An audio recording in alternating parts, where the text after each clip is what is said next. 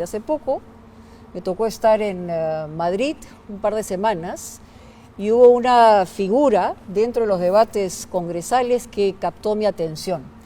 Y ella es, y está acá, en el CADE, Cayetana Álvarez de Toledo, la diputada por el PP, por el Partido Popular. ¿Cómo está? Muchas gracias por estar aquí. Es un placer estar aquí. Y recordemos que a partir de las 6:30 vamos a tener el Buenas Nuevas, Malas Nuevas con Santiago Gómez. Estaremos ahí también respondiendo sus preguntas. Acabo de escuchar una frase que es muy interesante, ¿no? Que tiene que ver con lo que estamos viviendo en América Latina y lo que está viviendo el mundo. Y el mundo está de alguna manera acentuando populismos y autoritarismos. Es decir, hace poco el New York Times hablaba de que, por ejemplo, en el Perú no se requería, ¿no?, tener un dictador. Se había socavado la democracia en nuestro país sin necesidad de un dictador. ¿Cuál es la visión que tienen ustedes? Bueno, yo siempre hablo de unas figuras que he descrito como los burros de Troya de la democracia, ¿no? ¿Quiénes son estos? Esos burros de Troya, y hablo de burros no por hacer la gracia, sino porque cabalgan sobre la ignorancia, es decir, cultivan y promueven la ignorancia de la población, ¿no? Y entonces llegan a las instituciones disfrazados de demócratas, con traje y corbata, ya no se disfrazan ni de revolucionarios, ni tampoco necesariamente de militares, sino como demócratas.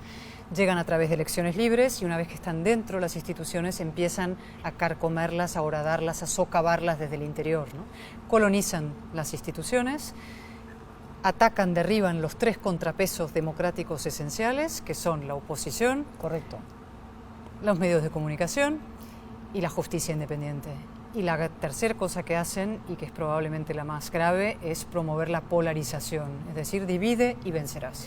Ahora, acabo de escucharle a usted la exposición de CADE y usted ha dicho algo que me parece fácil de entender, sin embargo, puede inspirar a muchísima gente hoy. O sea, hay que tratar al ciudadano como adulto y decirle la verdad, porque ahí está el problema de fondo y tiene que ver con lo que estamos hablando también de populismos, de mentiras, ¿no?, de generar una reacción casi de rebaño respecto a lo que alguien que está en el poder dice. Exacto. O deja de decir, ¿no? A ver, yo parto de una premisa fundamental, que es que el orden liberal es el mejor de los posibles y que hay que refundarlo porque está en crisis.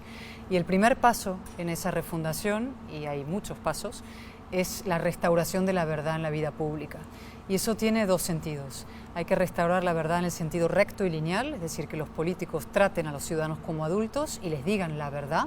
A veces la verdad es incómoda, a veces la verdad es difícil de asumir, pero un político tiene la obligación de tratar a un ciudadano como un adulto.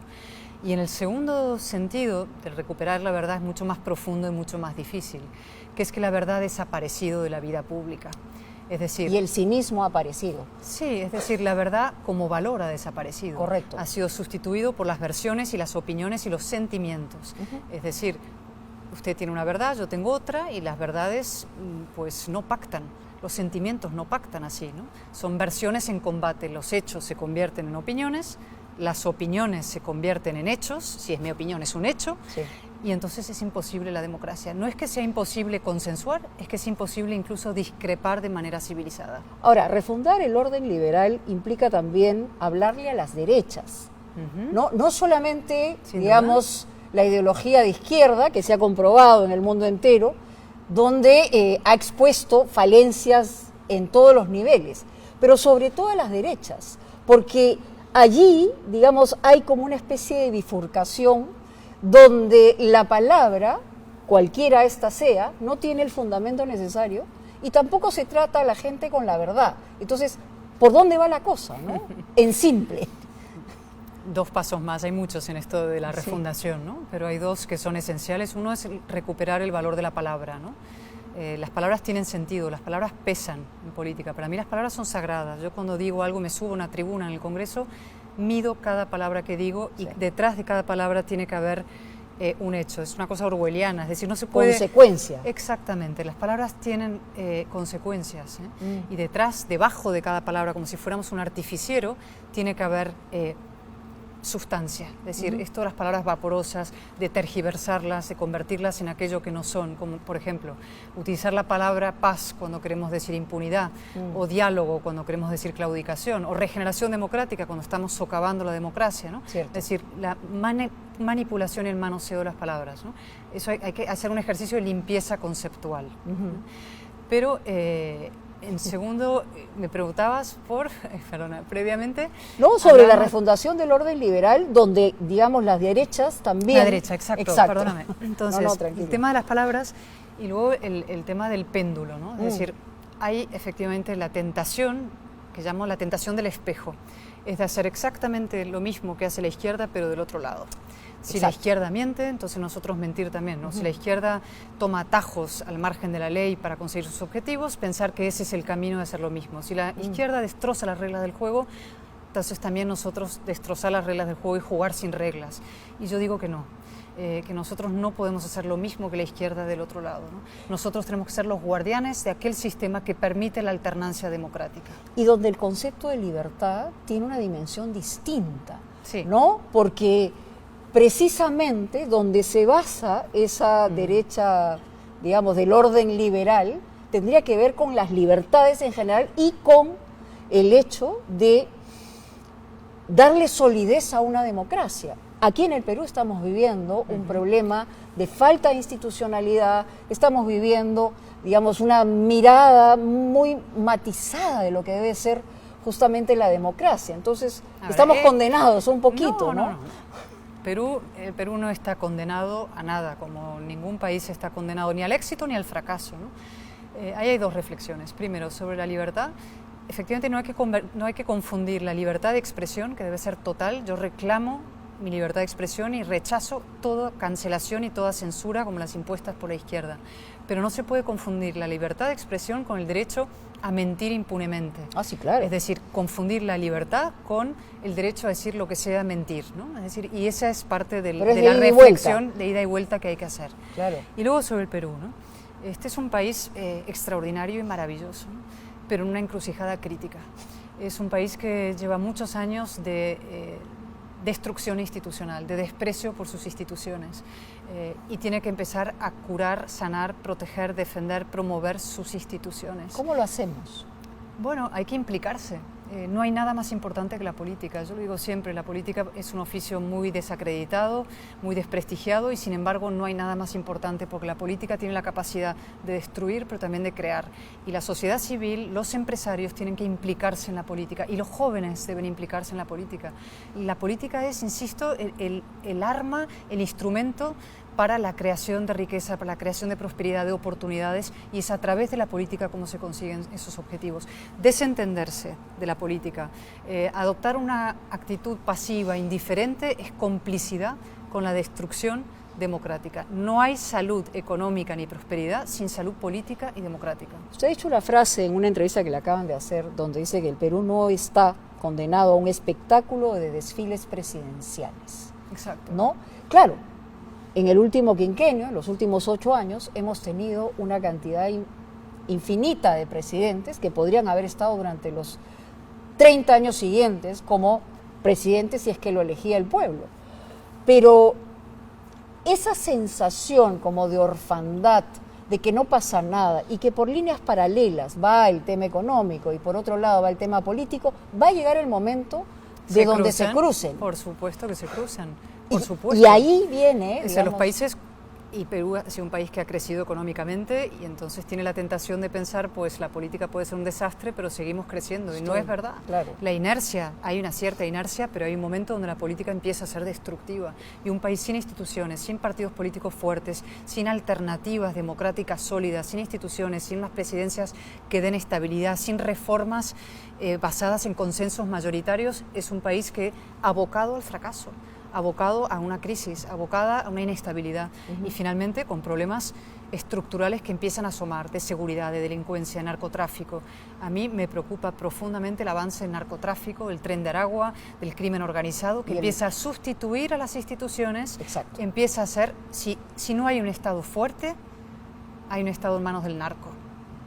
Es decir, y no tiene que ser grande el Estado, chico, fuerte. Y aquí en el Perú tenemos además y adicionalmente el temor que en este proceso electoral, faltan 5 o 6 meses para una primera vuelta electoral, las economías ilegales, pero que están vinculadas a la minería informal y legal, también penetren en la política nacional, ¿no? Bueno, pero por eso es tan importante dar solidez al sistema, ¿no? Partidos políticos fuertes, proyectos que de verdad busquen el bien común, grandes liderazgos, pero no improvisados, frívolos, ni soluciones, en fin, mágicas, ¿no? Sino con proyectos patrióticos de fondo, ¿no? Militancia democrática de fondo. Al ciudadano peruano que está frente a probablemente el proceso electoral más complejo de las últimas décadas, tenemos 39 planchas presidenciales, varios miles de candidatos y vuelve un Senado y la Cámara de Diputados. El ciudadano que ha visto, lamentablemente, no solamente el desfile presidencial, sino que ha visto la falta de solidez de los políticos, porque eso son individuos. ¿Qué cosa le puede decir una parlamentaria, una congresista que nos mira desde Europa, ¿no? ¿Y qué está pasando en América Latina? Porque también tiene que ver con órdenes ideológicos, pero tiene que ver con el día a día del país, ¿no? Primero que nos sientan que su caso es excepcional. Es decir, en España estamos viviendo un proceso de mutación de democracia plena fallida, acelerado, ¿vale? Es decir, todos nuestros países están en momentos muy delicados, con lo cual no es un problema excepcional. Primera reflexión. Y la segunda es que se impliquen. Es decir, yo llamo siempre a la responsabilidad ciudadana. Yo digo, yo soy política y asumo mi responsabilidad capital, primigenia y primordial, ¿no? Los políticos somos quienes tenemos la primera responsabilidad en una sociedad, pero mi responsabilidad no exime al ciudadano de la suya. Hay que levantarse del sofá, hay que implicarse, no basta simplemente con criticar desde la barrera y desde la grada, lo que hay que hacer es movilizarse, exigir, implicarse, organizarse, articularse, ¿no? Y votar con convicción, con exigencia y también con la cabeza, ¿no? Eso, ser racionales. Ser racionales, no es y fácil. Yo saco otra frase que es importante, que usted ha señalado, y que tiene que ver con que el colapso político en nuestro país, en el Perú, no es un accidente fortuito. O sea, esto ha sido generado por una sucesión de individuos y de hechos que nos han traído hasta el punto donde estamos, ¿no? Por supuesto, y hay que aprender las lecciones para corregir lo que se está haciendo mal. Si hacemos exactamente lo mismo que llevamos haciendo, pues vamos a seguir repitiendo el mismo patrón, el patrón de la inestabilidad, de un presidente que dura 6 meses, otro que dura 8, todos acaban en la cárcel.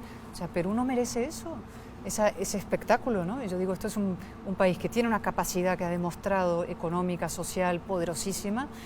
Lo que necesita es que sus instituciones, su política esté a la altura de esa fuerza social que tiene, pero para eso la sociedad tiene que asumir su responsabilidad y dar un paso al frente y organizarse también, ¿no? ¿Cómo nos vemos dentro de América Latina? O sea, Perú por un lado, pero también, por ejemplo, México, ¿no?, que tiene un gobierno de izquierdas. ¿Cómo vemos el tema Maduro en Venezuela? ¿Cómo vemos el tema, digamos, que nos rodea, ¿no? Y por el otro lado está también Argentina, Milei, en fin, hay digamos, un crisol de miradas respecto a América Latina, ¿no? Sí, no, América Latina nunca ha sido un bloque, ¿no? A veces como es una región, No, sí, intentamos analizarla como un bloque y no lo es. Y a la vez yo creo que los hispanos somos familia, ¿no? Y debemos actuar. Yo soy profundamente defensora de estrechar los lazos hispanoamericanos, incluso de una relación transatlántica nueva, ¿no?, basada en España como el punto esencial de Europa, toda América Latina y los Estados Unidos, ¿no? Esa relación transatlántica hay que reforzarla ante la crisis del orden liberal, porque las autocracias vienen de fuera, ¿no? Y es verdad que hay movimientos pendulares y derivas antidemocráticas dentro de Occidente, pero seguimos formando parte de un mundo moral, de unas ciertas ideas que son las que hacen posible la convivencia y el progreso, ¿no? Y dentro de la propia, me preguntabas por unos y otros, ¿no? Sí, claro. Venezuela ya no es una dictadura, llamarlo dictadura es ennoblecerlo, eso es un narcoestado, es un cártel criminal que ha copado, secuestrado un país y que está exportando violencia, muerte, droga, miseria, narcotráfico y crimen organizado por todo el continente. O sea, la percepción es que tiene efectivamente, como decía el presidente de los Estados Unidos, los días contados. Yo espero que tenga los días contados. Yo espero yo quiero para los venezolanos lo mismo que quiero para los españoles, es decir, para mí. Yo quiero para ellos libertad, democracia, Estado de Derecho, ¿no? Oportunidades, y llevan en fin, sometidos a un régimen criminal y tiránico demasiado tiempo. Y no solamente ellos, insisto, la libertad de Venezuela será la seguridad del resto del continente, y también en el Perú. Claro. El tren de Aragua, todo el cártel de los soles, todo eso está penetrando hasta Chile. Las elecciones en Chile las va a decidir el asunto probablemente de la seguridad, ¿no? Y eso es por la enorme penetración del narcotráfico. Aquí en el Perú igual, en Colombia por supuesto, ni qué decir en México. México está en una deriva autocrática clarísima. El partido Morena ha sustituido, digamos, lo que Mario Vargas Llosa en su día llamó la dictadura blanda, ¿no? del PRI, ahora es el régimen, digamos, socavando los contrapesos y la justicia. Es una continuación de AMLO, ¿no? Sheinbaum, por supuesto, pero es que AMLO dejó el país primero con tasas de homicidio y criminalidad disparados, y luego socavando el Poder Judicial, ¿no? Y una cosa que he comentado ahora, he podido comentar, que quiero enfatizar, ¿no? Todos estos líderes populistas, es decir, autoritarios, utilizan el divide y vencerás, ¿no? Y muchas veces en ese divide y vencerás utilizan la historia. Entonces, la presidenta de México es muy dada a esto, es a culpar a los españoles de hace 500 años de los problemas que ella no es capaz de resolver hoy, ¿no? Entonces exige disculpas a España por los muertos de hace 500 años, cuando ella debería disculparse por los muertos que se producen hoy, porque 280.000 muertos en el sexenio de López Obrador, y el otro día mataron a un joven y valiente alcalde de un municipio de Michoacán que era una de las esperanzas presidenciales también para un futuro, ¿no? Ahora, en eso han tenido algún tipo de éxito quienes han provocado una mayor división. Lo vemos y lo sentimos en nuestro país. El sur del país es una región en la que ve a Lima y al resto del Perú como distante, no solamente distante, confrontacional, y eso nos puede generar algún problema adicional. Es un tema de ideologías, pero es un tema también de una buena convocatoria y un liderazgo apropiado, donde no se caiga ni en los insultos, que no se caiga, digamos, en atizar las diferencias que puede haber entre un ciudadano y otro, y finalmente llegar a un objetivo. Es decir, usted ha dicho también que en el Perú la democracia está en la unidad de cuidados intensivos, y efectivamente lo está. Entonces nos enfrentamos a algo difícil, ¿no? Sí, todo, pero hay que verlo como un desafío, como un ser muy lúcido, ¿no? Hace falta lucidez. Mucha racionalidad. Analizar con mucha frialdad la situación, no hacerse trampas en el solitario, no mirar hacia otro lado, no taparse los ojos, mirarlo de frente, pero luego abordarlo, ¿no? Con mucha fortaleza y convicción. Y la polarización es el instrumento principal, ¿no? ¿Qué es lo que hacen estos líderes autoritarios? Su fin es el poder absoluto y su medio es la polarización. Como no pueden ganar por adhesión, es decir, porque convoquen simpatías mayoritarias, gobiernan por odio. Necesitan generar odio. ¿Contra quién? Los empresarios, o contra los hombres, o contra los españoles, o contra, no sé, tiene que haber un enemigo. Tiene que haber un enemigo, ¿no? Entonces, Lima es el enemigo, porque entonces socavar la sensación de agravio, de victimismo frente a Lima. Y hace falta un liderazgo que corte eso, que derribe muros y diga, vamos a unir a todos los peruanos, en tanto que peruanos, para darles a todos ellos mejores oportunidades. Pero quiero decir algo en honor a la verdad también, o sea, la postergación que ha habido del Perú en la pobreza, ¿no? Del Perú indígena, del Perú vulnerable, ha sido muy grande.